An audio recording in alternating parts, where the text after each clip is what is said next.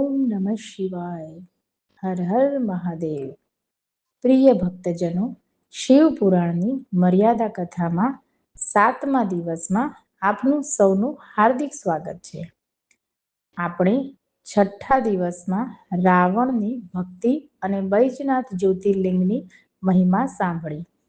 આપણે આજે એ કથા સાંભળીશું જે આપણને શીખવે છે કે પરોપકાર માટે માણસે ઝેર પણ પીવું પડે છે.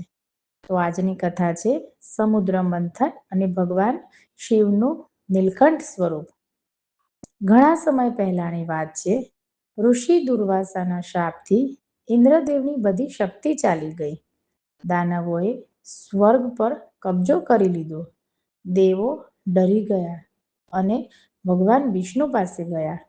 ભગવાન વિષ્ણુને કહ્યું, અમર થવા માટે અમૃત જોઈએ અને અમૃત મળશે સમુદ્ર મંથનથી. પણ એકલા દેવોથી નહીં થાય, દાનવોને પણ સાથે રાખવા પડશે. બસ પછી દેવ અને દાનવ બંને એક થયા. મંદરાચલ પર્વતને રવૈયો બનાવ્યો, વાસુકી નાગને દોરડું બનાવ્યું અને શરૂ થયું દેવદાનવોનું સમુદ્ર મંથન. મંથન શરૂ થયું એટલે પહેલા એક અને પછી એક રત્નો નીકળવા લાગ્યા.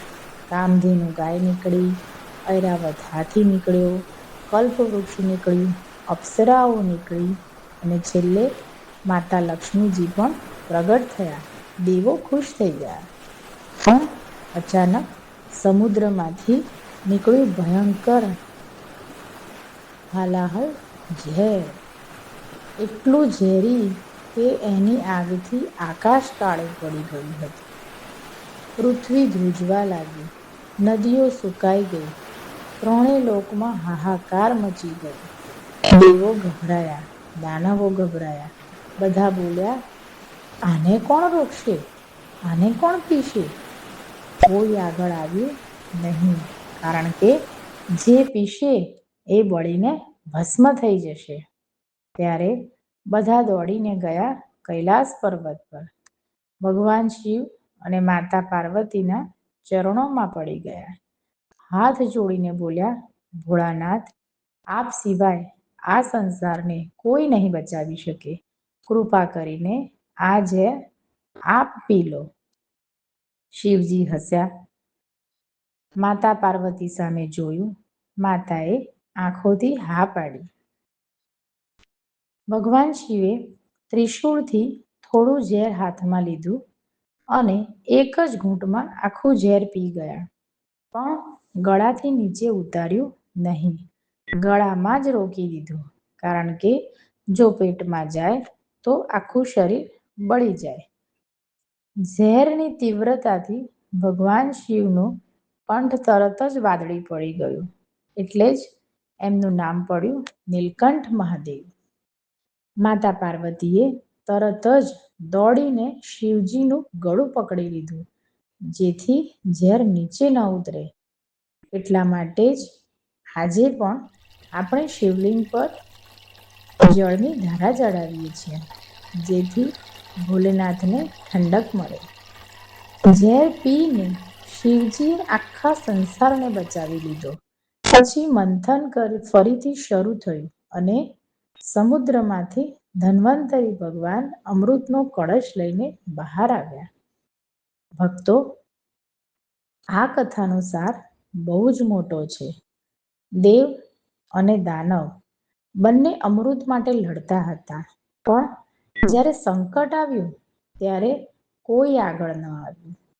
શિવજી આવ્યા, કારણ કે સાચો દેવ એ જ છે જે બીજા માટે પોતાનું સુખ છોડી દે. આપણા જીવનમાં પણ ક્યારેક કડવી વાતો આવે, અપમાન આવે, દુઃખ આવે. શિવજીની જેમ એને પીતો જવું, પણ મનમાં ન ઉતારવું, ગળામાં જ રોકી દેવું અને પરોપકાર માટે જીવવું. આજે પણ જે ભક્ત શિવજીને જળ ચડાવે છે, બીલીપત્ર ચડાવે છે, એની પાછળ આ જ ભાવ છે. આપણે શિવજીને ઠંડક આપીએ છીએ, કારણ કે એમણે આપણા માટે ઝેર પીધું. તો આ હતી 7મા દિવસની કથા, નીલકંઠ મહાદેવની કથા. આ કથા સાંભળવાથી મન શુદ્ધ થાય, સંકટ દૂર થાય અને ભગવાન શિવની કૃપા મળે. તો કાલે 8મા દિવસે આપણે સાંભળીશું શિવ પાર્વતીના વિવાહની દિવ્ય કથા. તો બોલો સૌ સાથે, ઓમ નમઃ શિવાય. હર હર મહાદેવ. જય શિવ શંભુ.